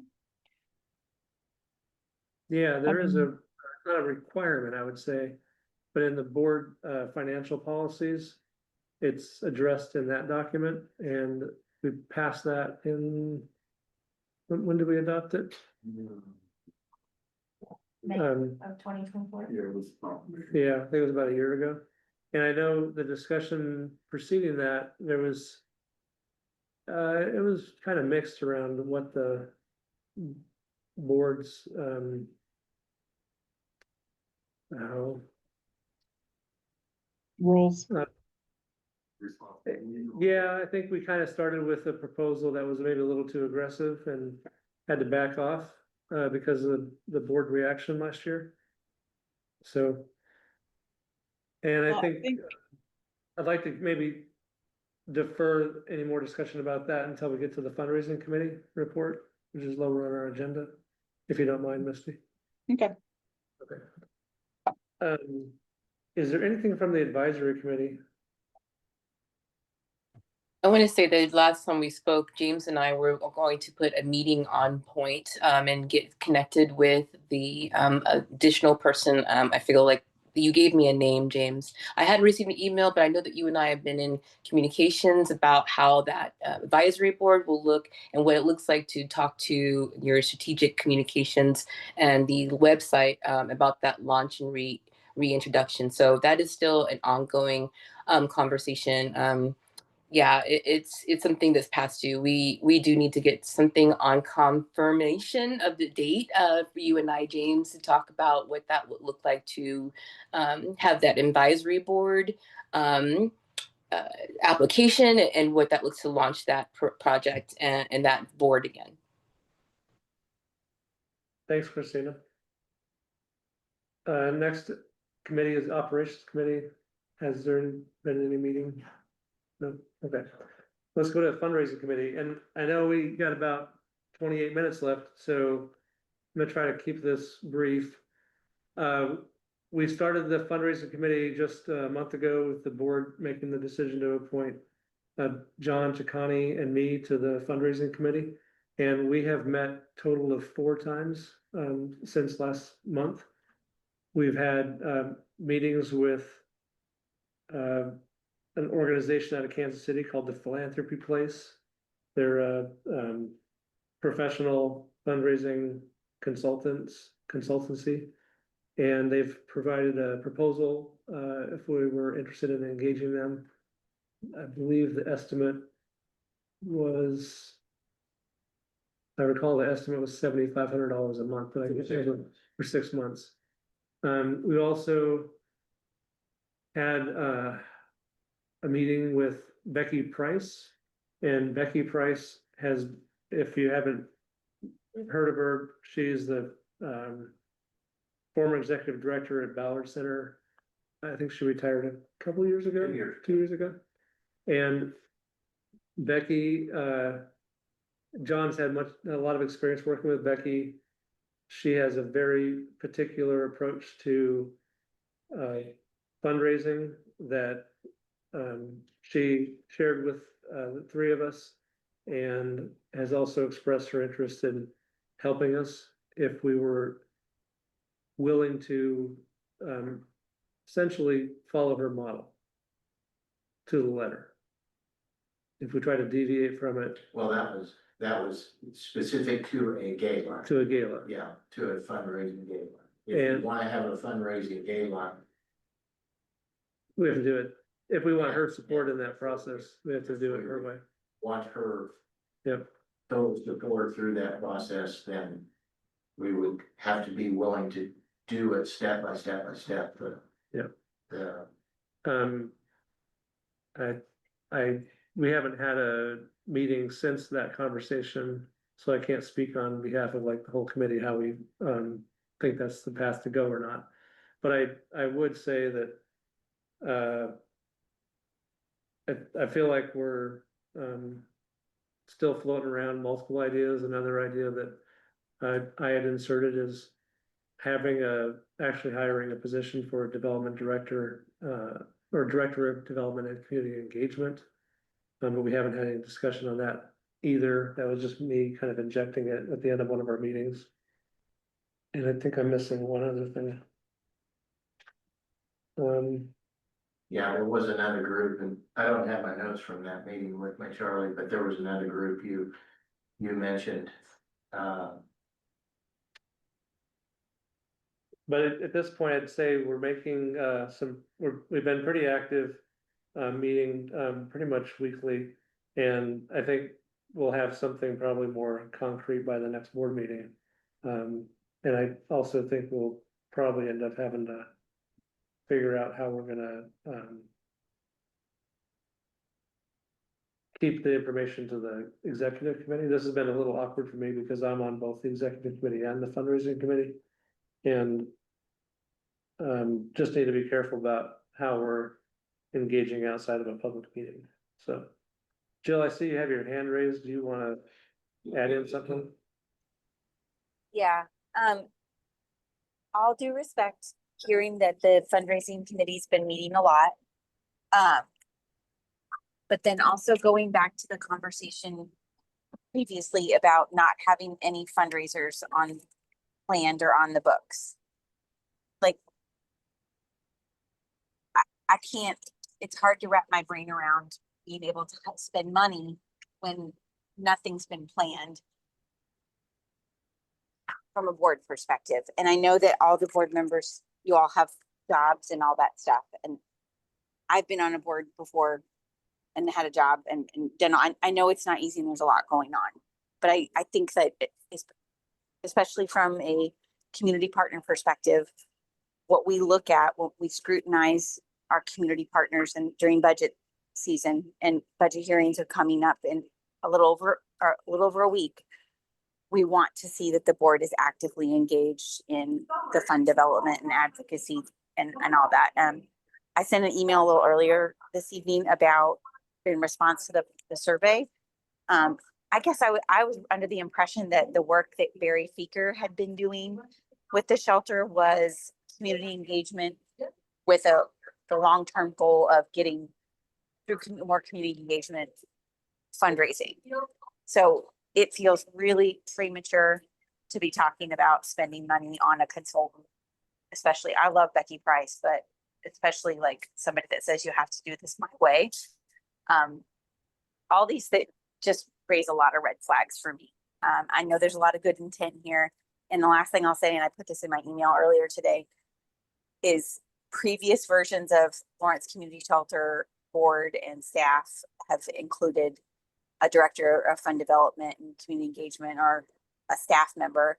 And it has not, there was no return on investment. Nothing happened. The board still did not actively engage. So again, I know you all are working very hard. I know this is not easy, but it is a fundamental role of the board to engage in fundraising. Thanks for sharing your perspective, Jill.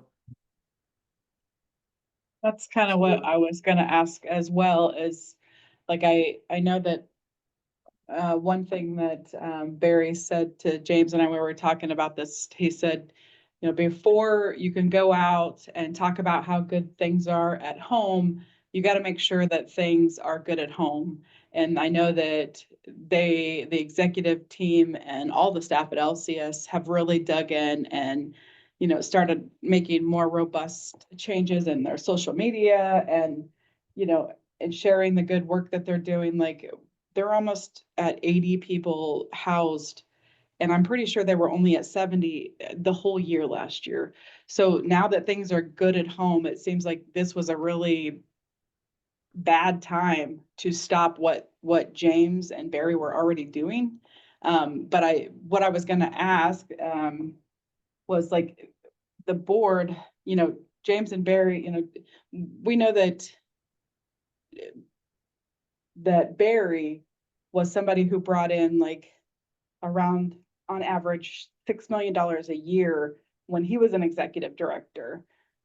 What he needed, I think the final piece, what they needed was in invites to be in the same room with people who they can share what's going on at home now and why it's really good and why you know, people should donate to this. And with the board being, you know, residents of this county and being able to make those introductions to the right people and get them in the right room, I think we should have followed that through. And I mean, it seems like they were in a good spot to do some really good work. So that's, doesn't make Can you sense to explain now when reinvest. you're saying something was discontinued? Can you explain that? I don't know that the whole board understands what you're talking about. Well, it sounds like that you guys have now, like, it sounds to me like you guys are now trying to take over the fundraising and bring it in from out of, because it's my understanding that that's what Barry was hired to do, was that piece to help James develop that within this system that hasn't received any funding from the community for quite some time. Am I wrong in that? I don't know that Barry has brought in any funding. I'm not sure I No. understand. No, what it's you're- the skill set of how to fundraise that Barry was bringing to the table. There was work that had to be done within the shelter to confidently go out and say, our Mhm. shelter is working really well. And I feel like that work is just now getting done. But I feel like now we're looking at going a different direction when, like, it seems like what should be happening now is that the board should be putting James and Barry in the rooms with people who would be interested in making investments in the shelter. So that's why I was curious about, like, what does the board bring to that as far as fundraising? I mean, I think I heard you say it was like $7,500 a month for a contractor, was that right? Or was it one time? What I was trying to provide detail around is what the fundraising committee has done since we were constituted a month ago. And so the recommendation would be to hire somebody from outside for 70. There's no recommendation. Oh, what was the $7,500 a month? I was just simply explicating what has been done by the committee. We've consulted with a fundraising consultant. They gave us a proposal. End of sentence. Mhm. We've developed a draft job description for a development director that would also do community engagement. End of sentence. We Okay, have so also what was met- Barry's We role also then? met with Becky Price. End of sentence. Okay, thanks for your end of So sentence. there has been no recommendation, and as I said, we stand prepared to provide a recommendation at our next board meeting. Okay, And we've been, I think, diligent in our process. I wouldn't jump to any conclusions about the efforts of the fundraising committee, other than the fact that this board has recognized the importance of engaging on the topic and has created a committee to address the issue.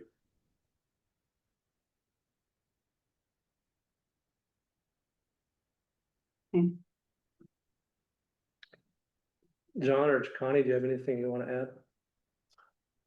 I think, I know I would be interested in hearing more about Barry Feeker's role.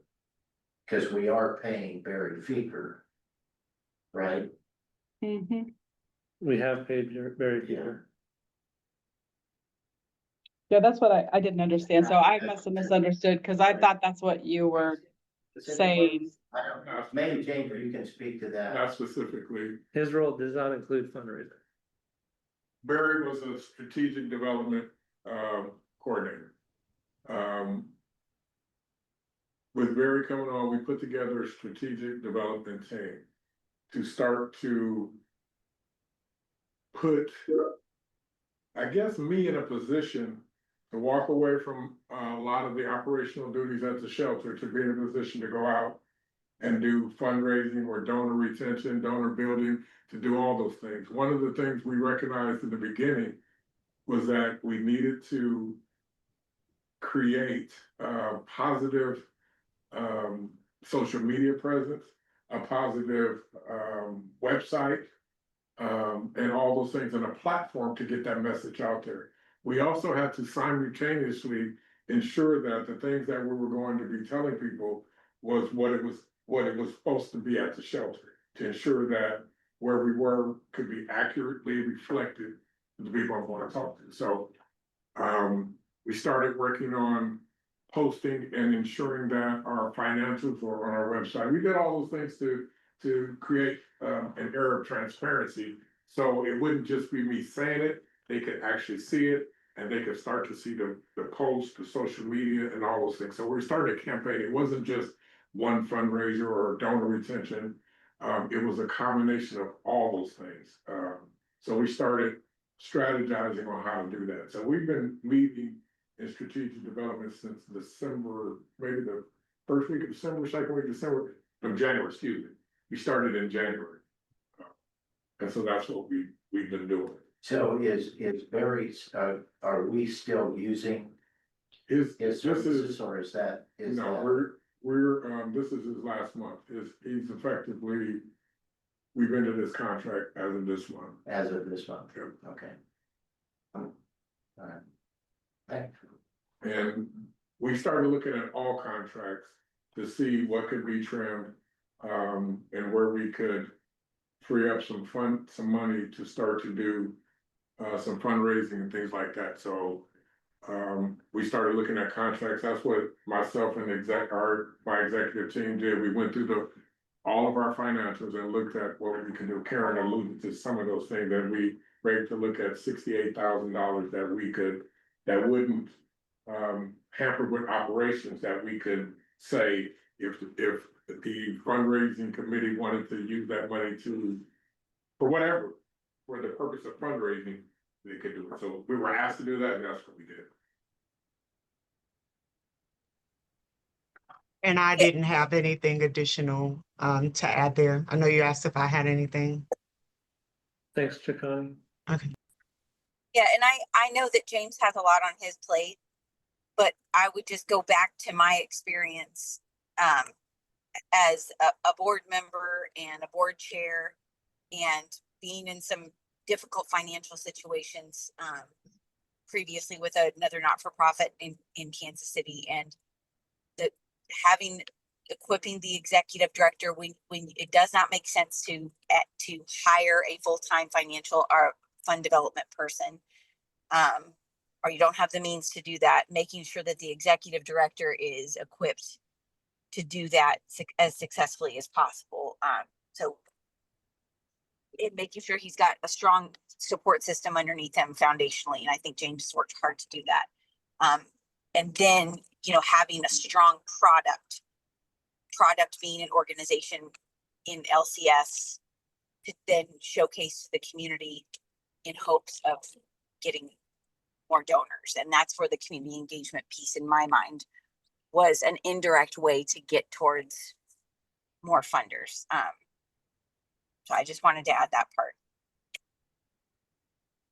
Thank you, Jill. All right, I'd like to go down to other business, and the first item there is a discussion about board development. This kind of comes actually from the fundraising committee work. In the discussion with Becky Price, she talked not only about the fundraising side of things, but also board development. And she wanted to know all about our board, because fundraising and board development to her were kind of the same thing. And she said, I kind of explained to her the process for our board appointments, that the city and the county are responsible for appointing 5 positions, and then that the board itself can appoint 2 positions. And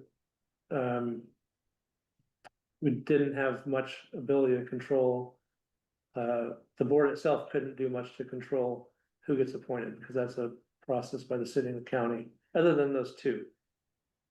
Which then, I think in her mind, we need to think, how do we build a board that can fully engage around fundraising with, that they bring in the belief that that is their responsibility, and that they have the skill set to make it happen as well. So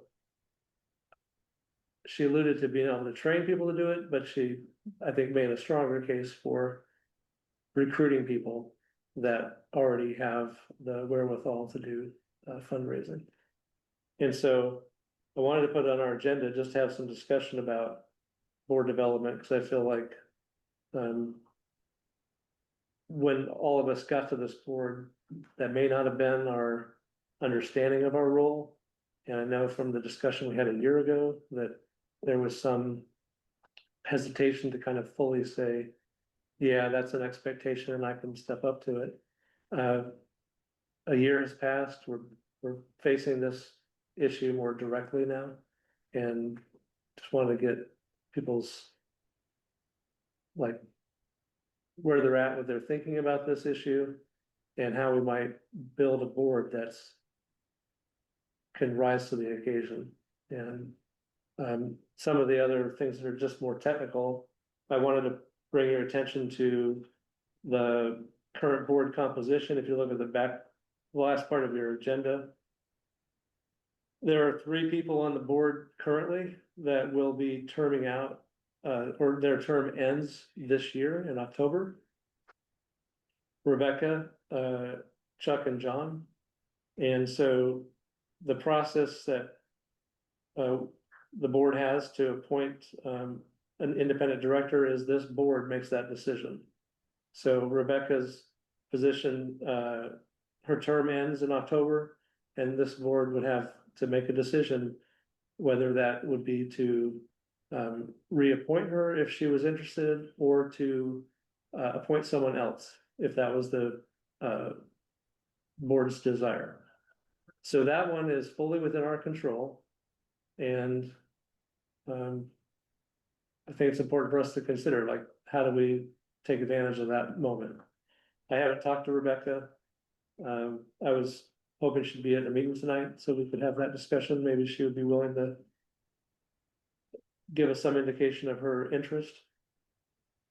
And then for the other two positions, the one that's appointed by the city and the one that's appointed by the county, I think it might be important for us to think through, is there any way that we can facilitate the reappointment of a person who wants to stay on, who's also ready to dig in and do this fundraising work, for example? And if that's, I don't know when the city and the county make their decisions, what criteria they're looking for, but how do we impress upon them that that's a really critical consideration when they make their appointments? So that they're helping us address our board development needs, would be my question or my thought. And then the other piece kind of leads into the action item in the agenda, is because this board has authority to appoint independent directors. There's potential that we could add more board positions, and then be very strategic about who we recruit to fill those additional positions. And the caution we would need to consider is that the city and the county, when we made this arrangement to change the bylaws, to change the board composition, it was understood that the city and the county maintain a majority control of the board by the appointment process. So there are currently 5 positions appointed by the city and the county. I think to honor that, we would not want to increase the number of independent directors to a total of no more than 4. So that way the city and the county still have collectively controlling interest, if you will. So there's my introductory statement to this discussion. I'd love to hear other people's thoughts on the matter.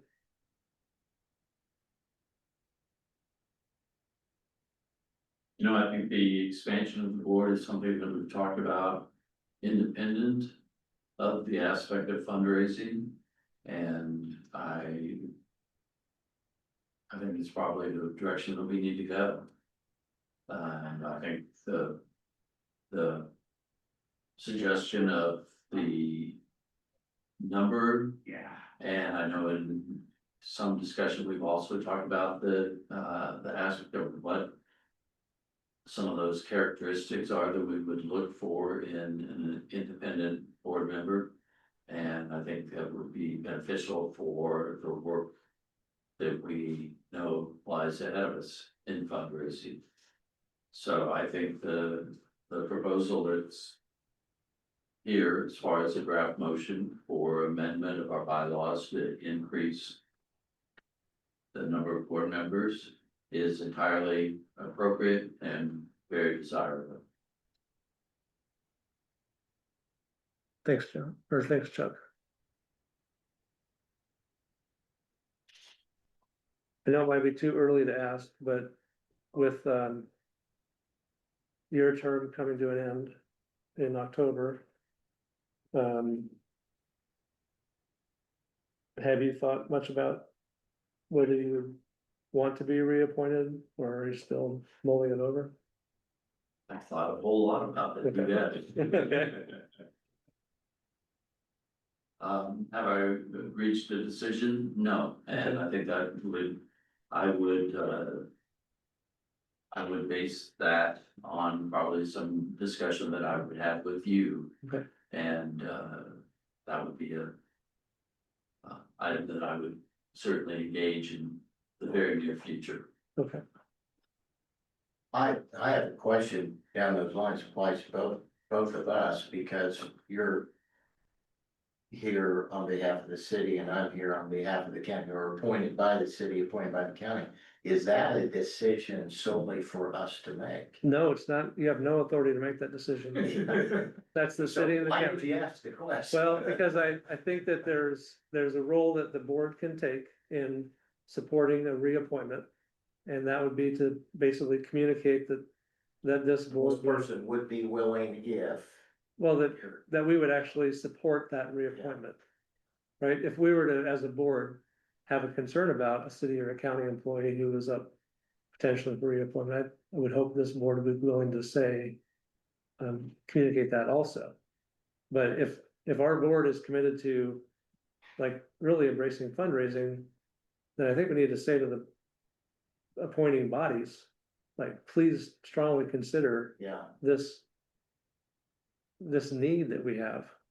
And then if we believe the current person in that role is the best fit, then I think it would be helpful to say so. It doesn't mean that they have any, I mean, it's still their prerogative, obviously, but I think what I was hoping is if we knew tonight where you're thinking about going, in July, we could probably prepare a communication to give kind of our position on the matter. And it's kind of left at that, because it's really the city and the county have their own processes for good. making job. these decisions. The other question I would have is, let's say, I'll just speak for myself, and say if I were to say, I'm willing to continue.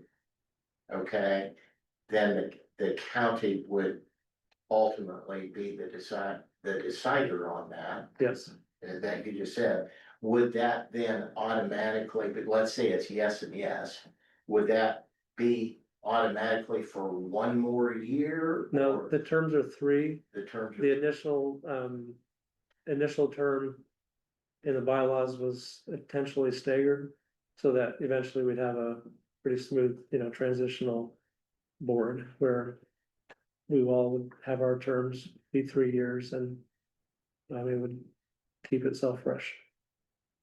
So your reappointment, if you were reappointed, it would be for a 3-year It would term. be for 3, okay. And Rebecca's was set at, I think for the independent directors, it was 2 and 3. So she was put at 2, I was put at 3. And then, so you look at that, you'll see those. Yeah, so my appointment started on October 9, 2023, ends October 8th, 2026. And Rebecca was given the 2-year term. Attention library patrons, the time is 7:30 and the library is closing at 8 p.m. We ask any patron needing a library card to come to the accounts desk immediately, since we will stop issuing new cards in 15 minutes. Any children or teens needing help calling for a ride home should go to the children's desk now. Thank you. Jill, go ahead and say what you want to say. Yeah, I was just gonna say that, I think this is a healthy discussion.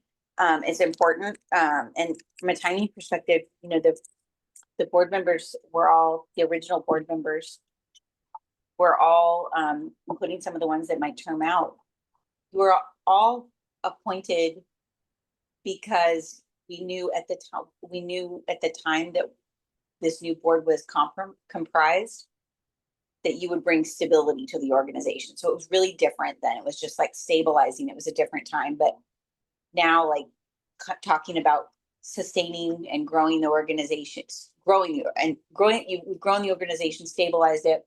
Now, how do you sustain that work?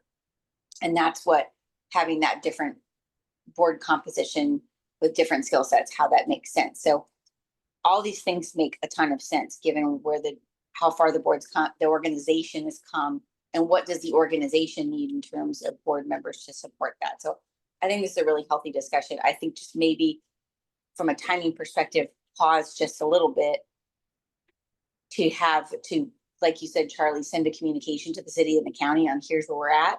Here's what we want to do. Here's what we want to accomplish with an expanded board. Here's some of the things that we what we need in future board members. And also it might be an opportunity just to get some awareness in the community of potential board members that might want to be a part of that. So a lot of people might have been like, I don't want to be a part of that board when it's a disaster.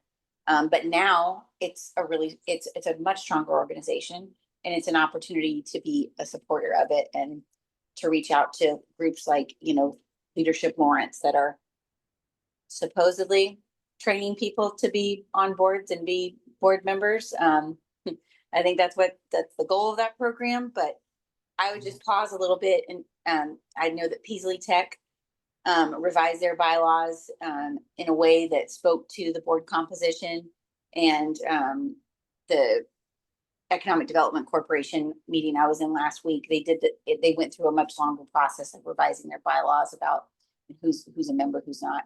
It's a much smaller board. It's a significantly larger budget though than those organizations. So a little bit of pause and then just engaging the city and the county just to make clear what you're trying to accomplish and why. Thank you, Jill. As Jill was talking, I did recall now that other thing I wanted to say during the fundraising committee report. It kind of relates to board development. When Becky was telling us her experience around board development and we discussed the constraints we have about the board, we had a little discussion about the Friends of LCS concept, which was, I don't say we didn't flesh anything out, but we did discuss maybe there's a need to figure out how do we recruit the right people that maybe not on the board, but they're committed to the fundraising aspect of what the board needs to do. And so, sorry, I forgot about that earlier, but that was one piece of it. I think as I was trying to be clear with my response to you, Misty, at this point, the fundraising committee has done a lot of discussions, had some meetings, nothing yet to recommend. But I just wanted to share that other piece. Does anyone else have thoughts on, so one of the other parts of that board development is training. And I maybe glossed over that, but Becky, you discussed a little bit about how important it is to train people around donor, basically making an ask. I think that was also what the community foundation had talked with the executive committee about, was providing some training in August. And so part of board development is not just recruiting and all that, but it's also like helping the board to feel like they can do this kind of work and supporting them in that. So we're over time, so if there's nothing left to discuss about it, I guess I'd like to move down to the action item that I drafted for the agenda. And I'd entertain a motion if someone would want to do so. Then we can discuss this if you'd like. I definitely agree with the draft motion, and I would state that I move that the board authorize the executive committee to draft a proposed amendment to Article 4 of the bylaws to increase the number of independent directors from 2 to 4 for consideration and unanimous approval at a future board meeting. Thanks, Chuck. Is there a second? I'll second that. Thanks, John. So just wanted to be clear that there's only one part of our bylaws that require unanimous agreement for any change, and that's this section around board composition. And that was intentional to protect the interests of the city, the county, and the LCS, the previous board. And so it's a pretty sensitive topic. We have to be careful about it. I think, to honor the arrangement that we made, like that, as I kind of called it, controlling interest is really important. If we were to change the number of independent directors, I think we'd have to, probably also get feedback from the city and the county on, are they still comfortable with that? But I think the idea of having 4 still kind of honors my understanding of that original intent. But it would then give us, in this year, an opportunity to appoint 3 independent directors. Assuming that, can't speak for Rebecca, and I can't speak for all of you, but technically, Rebecca's term ends this year. And it's up to us to decide if we want to keep her. So that's one slot potentially available to us, and then if we add 2 more, it means we could appoint 3 people to the board this year. And 2, maybe as soon as we can change the bylaws. So. If there's any other questions or thoughts on this motion?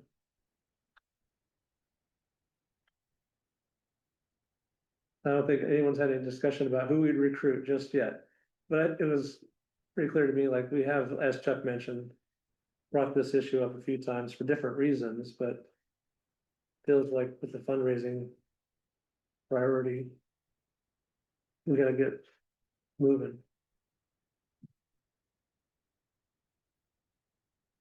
Chakani or Christina, do you have anything to ask or say? And it's harder when you're not in the room. I don't have very much to say on this. I do recognize the loss of board members does cause a lag in production. I don't think that is in any way a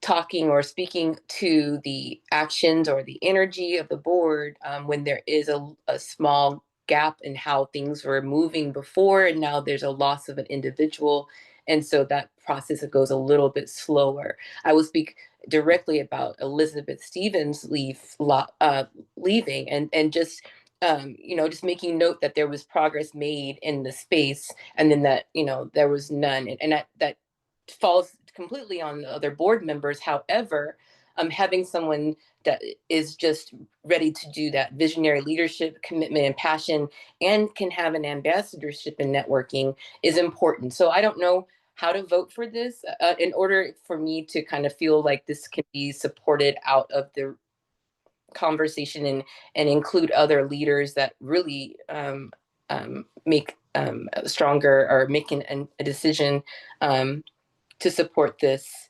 that we're talking about. But I don't know how to vote at this point. I think I would like to see our board increase in our networking and giving by example, and start really digging in. I think we did some great work the first year in keeping this together, and I think our active participation can continue in fundraising support and having a strong board and know what the goal and the vision of this organization is important. So retention for me is important.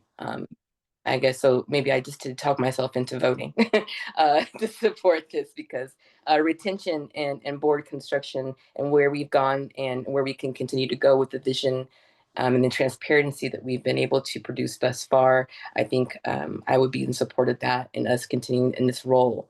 But yes, that's a lot that I just said. Because I just now considering this, I didn't get a chance to really mull this over. So you're listening to me do that. So, but yes, I don't have any more conversation on that, Charlie.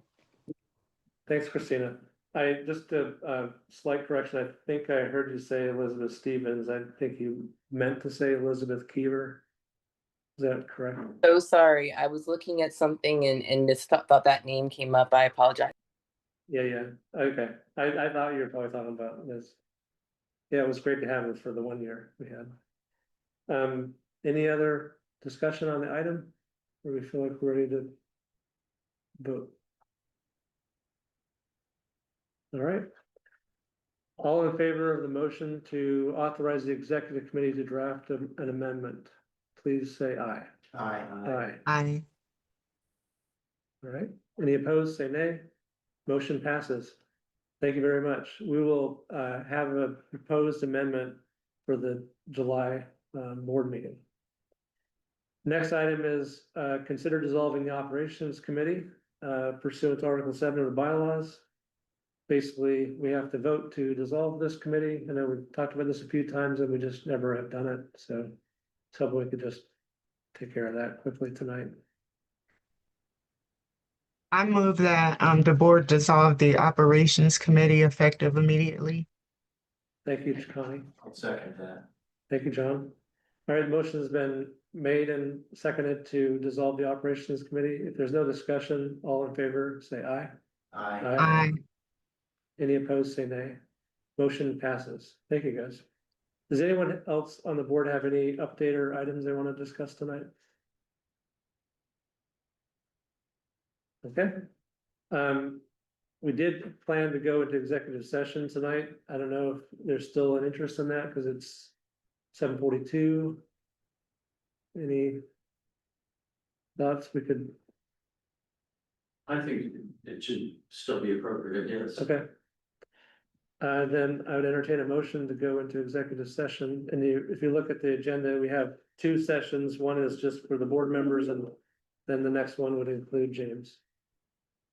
If someone wants to make the motion, I move that the board recess into executive session to discuss a matter involving non-elected personnel pursuant to KSA 75-4319B1.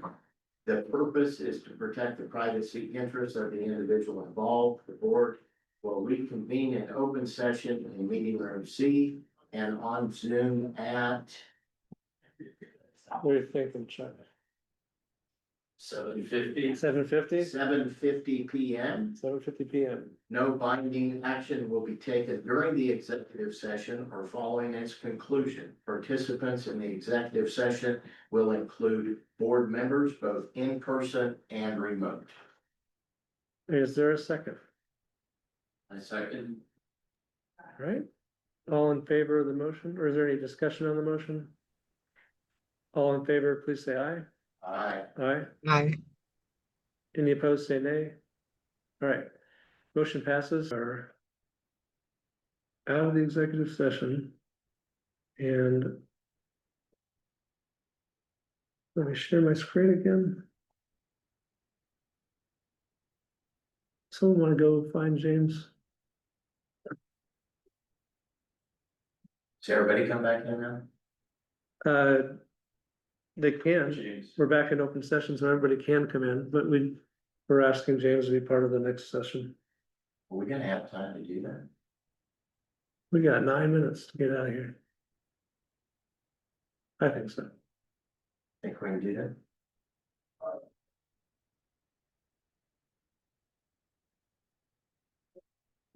So we go through the motion again? Yeah, we have to go into a new executive session. All right, are we ready?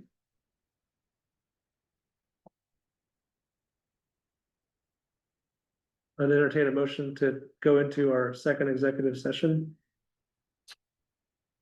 I move that the board recess into executive session to discuss a matter involving non-elected personnel pursuant to KSA 75-4319B1.